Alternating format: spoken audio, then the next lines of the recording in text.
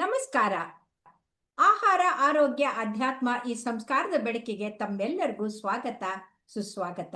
ಇವತ್ತು ನಮ್ಮೊಂದಿಗಿದ್ದಾರೆ ಡಾಕ್ಟರ್ ಅನಂತರಾಮನ್ ರಾಮಕೃಷ್ಣನ್. ಅವರು ಅತ್ಯಂತ ಸೀನಿಯರ್ ಕನ್ಸಲ್ಟೆಂಟ್ ಎಂಡೋಕ್ರೈನಾಲಜಿಸ್ಟ್. ಮೇಲಾಗಿ mega centre of obesity diabetic endocrinology in Bangalore ನಡೆಸ್ತಾ ಇದ್ದಾರೆ. ಅಷ್ಟೇ ಅಲ್ಲ, ಅವರು ಸೆಂಟ್ ಜಾನ್ಸ್ನಲ್ಲಿ ಟ್ರೈನಿಂಗ್ ತಗೊಂಡು ಮುಂದೆ ಜಿಪ್ಮರ್ನಲ್ಲಿ ಮತ್ತೆ PGI ಚಂಡೀಗಢ್ನಲ್ಲಿ ಕೂಡ ತಮ್ಮ ವ್ಯಾಸಂಗ ಮುಗಿಸಿ ಗೋಲ್ಡ್ ಮೆಡಲಿಸ್ಟ್ ಆಗಿ ಯಂಗ್ ರಿಸರ್ಚ್ ಅವಾರ್ಡನ್ನ ಗೆದ್ದಂಥ ಅತ್ಯಂತ ಮೇಧಾವಿಯಾದಂಥ ಪ್ರಸಿದ್ಧವಾದಂಥ ಎಂಡೋಕ್ರೈನಾಲಜಿಸ್ಟು. ಸ್ವಾಗತ ಡಾಕ್ಟರ್ ಅನಂತರಾಮನ್ ಅವರೇ. ಸ್ವಾಗತ. ಥ್ಯಾಂಕ್ ಯು ಮೇಡಮ್, ಧನ್ಯವಾದ. ನಮ್ಗೆಲ್ಲ ಗೊತ್ತು, ಥೈರಾಯ್ಡು ಬಹಳ ಮುಖ್ಯ. ಕೇಳಿದವ್ರಿಗೆಲ್ಲರಿಗೂ ಅಯ್ಯೋ ನನಗೆ ಥೈರಾಯ್ಡ್ ಪ್ರಾಬ್ಲಮ್ಮು ಅಂತಾರೆ. ಆದರೆ ಈ ಥೈರಾಯ್ಡ್ ಪ್ರಾಬ್ಲಮ್ ಇದ್ದವರು ಗರ್ಭಿಣಿ ಆದರೆ ಆ ಮಗುಗೇನಾದರೂ ತೊಂದರೆ ಆಗತ್ತಾ, ತಾಯಿಗೆ ಏನು ಪ್ರಾಬ್ಲಮ್ ಆಗುತ್ತೆ, ದಯವಿಟ್ಟು ಅದನ್ನ ತಿಳಿಸ್ಕೊಡಿ. ಮೊದಲು ನಾನು ನಿಮಗೆ ಹೈಪೋಥೈರಾಯ್ಡಿಸಮ್ ಮತ್ತೆ ಹೈಪರ್ ಥೈರಾಯ್ಡಿಸಮ್ ನ ಡಿಫರೆನ್ಸ್ ಬಗ್ಗೆ ಹೇಳ್ತೀನಿ, ವ್ಯತ್ಯಾಸ ತಿಳಿಸ್ಕೊಡ್ತೀನಿ. ಸೊ ಹೈಪೋಥೈರಾಯ್ಡಿಸಮ್ ಅನ್ನೋದು ಥೈರಾಯ್ಡ್ ಗ್ರಂಥಿ ಅಗತ್ಯಕ್ಕಿಂತ ಕಡಿಮೆ ಹಾರ್ಮೋನ್ ಉತ್ಪತ್ತಿ ಮಾಡೋದು. ಇದು ಸಂಭವ ಆದ್ರೆ ಅದನ್ನ ನಾವು ಹೈಪೋಥೈರಾಯ್ಡಿಸಮ್ ಅಂತ ಹೇಳ್ತೀವಿ. ಇದರಿಂದ ಅತಿಯಾದ ಆಯಾಸ, ತೂಕ ಹೆಚ್ಚಾಗೋದು ಮತ್ತೆ ಮಲಬದ್ಧತೆ ಇಂಥದ್ದು ಕಾಣಿಸ್ಕೋಬಹುದು. ಆದ್ರೆ ಗರ್ಭಾವಸ್ಥೆಯಲ್ಲಿ ಅದೇ ಸೊ ಚಿಕಿತ್ಸೆ ಪಡೆಯದೇ ಇರೋ ಸ್ಥಿತಿನಲ್ಲಿ ಗರ್ಭಿಣಿ ಆದಾಗ ಇದರ ಪರಿಣಾಮ ಇನ್ನೂ ಹೆಚ್ಚಾಗಿರ್ಬೋದು. ಮಿಸ್ಕ್ಯಾರೇಜ್ ನ ಒಂದು important reason untreated hypothyroidism, thyroid ಗರ್ಭಪಾತ ಹೆಚ್ಚಾಗತ್ತೆ. ಸೊ ಥೈರಾಯ್ಡ್ ನ ಸಮಸ್ಯೆ ಇರೋರಿಗೆ, ಯಾರಿಗೆ TSH ತುಂಬಾ ಅಧಿಕವಾಗಿದೆ, 30, 40, 50 ಈ ತರ ಅಧಿಕವಾಗಿದ್ರೆ ತುಂಬಾ ಹೈ ಚಾನ್ಸಸ್ ಇದೆ ಮಿಸ್ಕ್ಯಾರೇಜ್, ಗರ್ಭಪಾತ ಆಗೋದಿಕ್ಕೆ. ಸೊ ಆದ್ರೆ ಗರ್ಭಪಾತ ಆಗ್ಲಿಲ್ಲ, ಮಗು ಬೆಳೀತಾ ಇದೆ ಅಂದ್ರೆ ಆ ಮಗುವಿನ ಮೆದುಳಿನ ಬೆಳವಣಿಗೆಗೆ ಪರಿಣಾಮ ಆಗುತ್ತೆ. ಹೈಪೋಥೈರಾಯ್ಡಿಸಮ್ ಆಗ್ಬೋದು ಮಗುಗೆ. ಮಗುವಿನ ಮೆದುಳಿನ ಬೆಳವಣಿಗೆ ಎಫೆಕ್ಟ್ ಆಗುತ್ತೆ. ಸೊ ಮಗುವಿನ ಥೈರಾಯ್ಡ್ ಗ್ಲ್ಯಾಂಡ್ ಉತ್ಪತ್ತಿ ಆಗೋದಿಕ್ಕೆ 12 ರಿಂದ 14 ವಾರದ ಟೈಮಲ್ಲಿ, ಎಂಬ್ರಿಯಾಲಜಿಕಲ್ ಟೈಮಲ್ಲಿ ಅದು ಡೆವಲಪ್ ಆಗುತ್ತೆ. ಮಗುಗೆ ಸ್ವಂತವಾಗಿ ಥೈರಾಯ್ಡ್ ಗ್ಲ್ಯಾಂಡ್ ಇರೋದ್ರಿಂದ ಅದು ಗ್ರಂಥಿ ಶುರು ಮಾಡೋದು 14 ವಾರದಲ್ಲಿ ಅದು ಶುರು ಮಾಡುತ್ತೆ. ಆದ್ರೆ ಮೆದುಳಿನ ಬೆಳವಣಿಗೆ ಅದಕ್ಕೆ ಮುಂಚೆನೆ ಮುಗಿದೋಗುತ್ತೆ. ಸೊ ಬ್ರೈನ್ ಡೆವಲಪ್ಮೆಂಟ್ ಅಂತ ಏನಿದೆ, ಬ್ರೈನು, ಹಿಯರಿಂಗ್, ಕಣ್ಣು ಎಲ್ಲ ಡೆವಲಪ್ಮೆಂಟ್ ಮುಂದೆ ಅದಕ್ಕೆ ಮುಂಚೆನೆ ಡೆವಲಪ್ಮೆಂಟ್ ಶುರು ಆಗುತ್ತೆ. ಇವಾಗ ಅಮ್ಮನಿಗೆ ಪ್ರೊಲಾಂಗ್ಡ್ ಹೈಪೋಥೈರಾಯ್ಡಿಸಮ್ ಇದ್ರೆ ಮೆದುಳಿನ ಬೆಳವಣಿಗೆ ಪರ್ಮನೆಂಟ್ ಆಗಿ ಅಫೆಕ್ಟ್ ಆಗ್ಬೋದು. ಇದೊಂದು ಇಂಪಾರ್ಟೆಂಟ್ ಕನ್ಸಿಡರೇಷನ್. ಆಮೇಲೆ ಇನ್ನೊಂದು ಹೈಪರ್ ಥೈರಾಯ್ಡಿಸಮ್ ಇದ್ರೆ ಏನಾಗ್ಬೋದು, ಥೈರಾಯ್ಡ್ ಗ್ರಂಥಿಯಿಂದ ಅತಿಯಾಗಿ ಹೆಚ್ಚಾಗಿ ಹಾರ್ಮೋನ್ ಉತ್ಪತ್ತಿ ಆಗೋದಕ್ಕೆ ನಾವು ಹೈಪರ್ ಥೈರಾಯ್ಡಿಸಮ್ ಅಂತ ಹೇಳ್ತೀವಿ. ಇದರಿಂದ ತೂಕ ಇಳಿಯತ್ತೆ. ಮತ್ತೆ ಅದನ್ನ ಆಪೋಸಿಟ್, ಚಳಿಯಾಗಿ ಅನ್ಸಿದ್ರೆ ಹೈಪೋಥೈರಾಯ್ಡಿಸಮ್ ಅಲ್ಲಿ ಚಳಿಯಾಗಿ ಅನ್ಸಿದ್ರೆ ಹೈಪರ್ ಥೈರಾಯ್ಡಿಸಮ್ ಅಲ್ಲಿ ಸ್ವೆಟಿಂಗ್ ತುಂಬಾ ಜಾಸ್ತಿ, ಶೆಕೆ ಬರೋದು, ಕೈ ನಡಕ ಬರೋದು, ಡಬ ಎದೆ ಇದೆಲ್ಲ. ಇದು ಪ್ರೀಟರ್ಮ್ ಬರ್ತ್ಗೆ ಇದೊಂದು ಕಾರಣ. ಮಿಸ್ಕ್ಯಾರೇಜ್ ಆಗದೆ ಇದ್ರು, ಗರ್ಭಪಾತ ಆಗದೆ ಇದ್ರು, ಪ್ರೀಟರ್ಮ್ ಬರ್ತ್. ಇವಾಗ ಹೈಪರ್ ಥೈರಾಯ್ಡಿಸಮ್ ಅನ್ಟ್ರೀಟೆಡ್ ಆಗಿದ್ರೆ ಪ್ರೀಮೆಚ್ಯೂರ್ ಆಗಿ ಡೆಲಿವರಿ. ಸೊ ಇದೊಂದು ಕಾಸ್. ಮತ್ತೆ ಬ್ಲಡ್ ಪ್ರೆಷರ್ ಕೂಡ ತೀರಾ ಜಾಸ್ತಿ ಇರಬಹುದು. ಅಂಡ್ ಹಾರ್ಟ್ ನ ಅಫೆಕ್ಟ್ ಮಾಡಿದ್ರೆ, ಹೈಪರ್ ಥೈರಾಯ್ಡಿಸಮ್ ಕಾರಣದಿಂದ ತುಂಬಾ ವರ್ಷಗಳಾಗಿ ಹಾರ್ಟ್ ಎಫೆಕ್ಟ್ ಆಗಿದ್ರೆ ಆ ಟೈಮಲ್ಲಿ ಯೂಶಲಿ ಗರ್ಭಧಾರಣೆ ಆಗೋದಿಲ್ಲ, ಅಷ್ಟು ವೀಕ್ ಆಗಿದ್ರೆ ಪೀರಿಯಡ್ಸ್ ಬರೋದಿಲ್ಲ.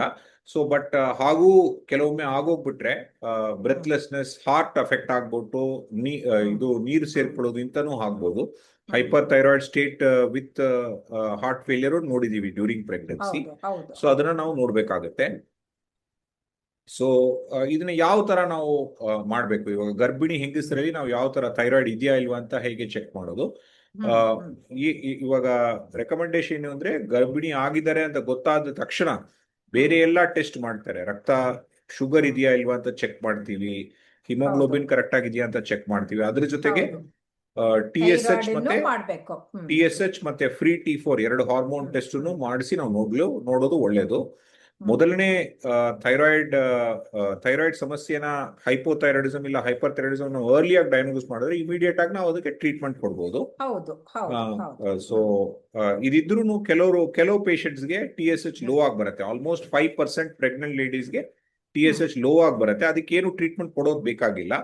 ಸೊ ಅದನ್ನ ಅಬ್ಸರ್ವ್ ಮಾಡ್ತೀವಿ. ಸೊ ಫ್ರೀ T4 ಸ್ವಲ್ಪ ಜಾಸ್ತಿ ಆಗಿ TSH ಕಡಿಮೆ ಬರ್ಬೋದು in the early part of pregnancy. But ಆದ್ರೆ ಅದನ್ನ ನಾವು ಅಬ್ಸರ್ವ್ ಮಾಡ್ತಾ ಹೋದ್ರೆ ಡಾಕ್ಟರ್ಸ್ ಹೇಳ್ತಾರೆ 1 ತಿಂಗಳು ಬಿಟ್ಟು ತಿರ್ಗಾ ಚೆಕ್ ಮಾಡೋಣ, 2 ತಿಂಗಳು ತಿರ್ಗಾ ಚೆಕ್ ಮಾಡೋಣ. ಅದ್ ಮಾಡಿದ್ರೆ ಸರಿ ಆಗುತ್ತೆ. ಹೌದು ಹೌದು. ಒಂದಂತಂದ್ರೆ ಇಲ್ಲಿ ನಾನು ಅನ್ಕೊಳ್ಳೋದು, ಗರ್ಭಿಣಿ ಆಗೋ ಮೊದ್ಲೇನೆ ಎಲ್ಲ ಟೆಸ್ಟ್ ಮಾಡಿಸ್ಕೊಳ್ಳೋದು ವಾಸಿ. ಯಾಕಂದ್ರೆ ಇತ್ತೀಚಿನ ದಿನದಲ್ಲಿ ಹೆಣ್ಮಕ್ಳಲ್ಲಿ ಒಬೆಸಿಟಿ ಇದೆ. ಅದು ಯಾಕೆ ಒಬೆಸಿಟಿ ಅನ್ನೋದು ಗೊತ್ತಾಗಲ್ಲ. ಒಬೆಸಿಟಿಯಿಂದ ಡಯಾಬಿಟಿಸು ಬರ್ಬೋದು, ಹೈಪೋಥೈರಾಯ್ಡಿಸಮು ಇರ್ಬೋದು. ಸೊ ಮೊದಲೇ ಟೆಸ್ಟ್ ಮಾಡ್ಕೊಂಡ್ಬಿಟ್ರೆ ಅದು ವಾಸಿ ಅಂತ. ಇನ್ನು ಕೆಲವ್ರಿಗೆ ಮೊದಲು ನಾರ್ಮಲ್ ಇರುತ್ತೆ, ಗರ್ಭಿಣಿ ಆದ್ಮೇಲೆ ಒಂದು 100ಕ್ಕೆ 2 ಅಥವಾ 3 ಜನರಿಗೆ ಡಿಮಾಂಡ್ ಜಾಸ್ತಿ ಆಗಿರೋದ್ರಿಂದ ಆವಾಗ ಸ್ವಲ್ಪ ಹೈಪೋಥೈರಾಯ್ಡಿಸಮ್ ಬರೋ ಚಾನ್ಸಸ್ ಇರುತ್ತೆ. ಸೊ 2 ಕಡೆಗೂ ನಾವು ಗಮನ ಕೊಡೋದು ಬಹಳ ಮುಖ್ಯ ಅಂತ ಅನ್ಸುತ್ತೆ. ಒಂದು, ನಾವು ಪ್ರೆಗ್ನೆಂಟ್ ಆದಾಗ ಯಾವ ಮಾತ್ರೆನೂ ಕೊಡೋದಿಲ್ಲ ಎಕ್ಸೆಪ್ಟ್ ಫೋಲಿಕ್ ಆಸಿಡ್ ಬಿಟ್ರೆ. ಈ ಥೈರಾಕ್ಸಿನ್ ಕೊಡ್ಬೋದಾ? ಸೇಫ್ ಆಗಿರುತ್ತಾ? ಎಷ್ಟು ಕೊಡ್ಬೇಕು? ಥೈರಾಕ್ಸಿನ್ ಅನ್ನೋದು ನಮ್ಮ ಥೈರಾಯ್ಡ್ ಗ್ರಂಥಿಯಿಂದ ನ್ಯಾಚುರಲ್ ಆಗಿ ಪ್ರೊಡ್ಯೂಸ್ ಆಗೋ ಹಾರ್ಮೋನು. ಸೊ ಈ ಹಾರ್ಮೋನ್ ಇಂದ ಏನು ಸೈಡ್ ಎಫೆಕ್ಟ್ ಆಗೋದಕ್ಕೆ ಚಾನ್ಸಸ್ ಇಲ್ಲ. ಓನ್ಲಿ ಪ್ರಾಬ್ಲಮ್ ಇಸ್ ನಾವು ತುಂಬಾ ಜಾಸ್ತಿ ಕೊಟ್ರೆ. ಇವಾಗ ಸಾಮಾನ್ಯವಾಗಿ ಒಬ್ಬರಿಗೆ 100ರಿಂದ 150 ಮೈಕ್ರೋಗ್ರಾಮ್ 200 ಮೈಕ್ರೋಗ್ರಾಮ್ ವರೆಗೂ ಥೈರಾಯ್ಡ್ ಹಾರ್ಮೋನ್ T4 ಪ್ರೊಡಕ್ಷನ್ ಇರುತ್ತೆ.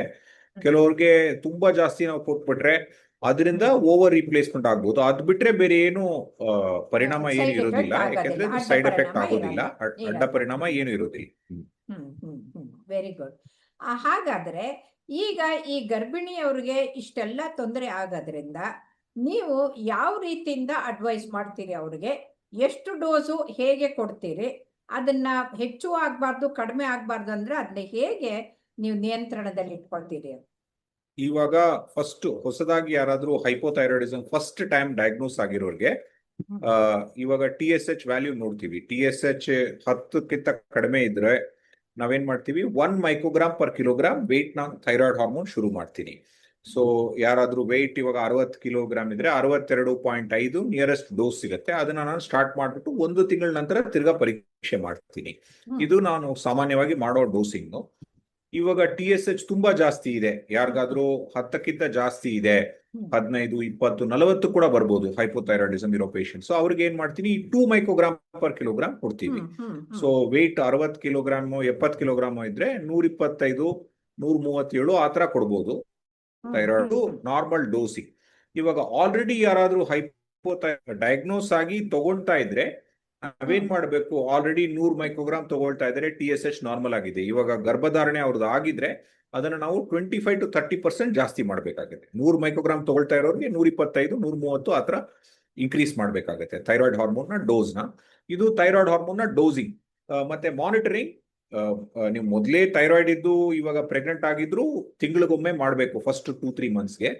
ಇವಾಗ ಹೊಸದಾಗಿ ಹೈಪೋಥೈರಾಯ್ಡಿಸಮ್ ಡಯಾಗ್ನೋಸ್ ಆಗಿದ್ರು ಮಾತ್ರೆ ನಾವು ಶುರು ಮಾಡ್ಬಿಟ್ಟು 1 ತಿಂಗಳಿಗೊಂದ್ಸತಿ ನಾವು ಅದನ್ನ ತಪಾಸಣೆ ಮಾಡ್ತೀವಿ.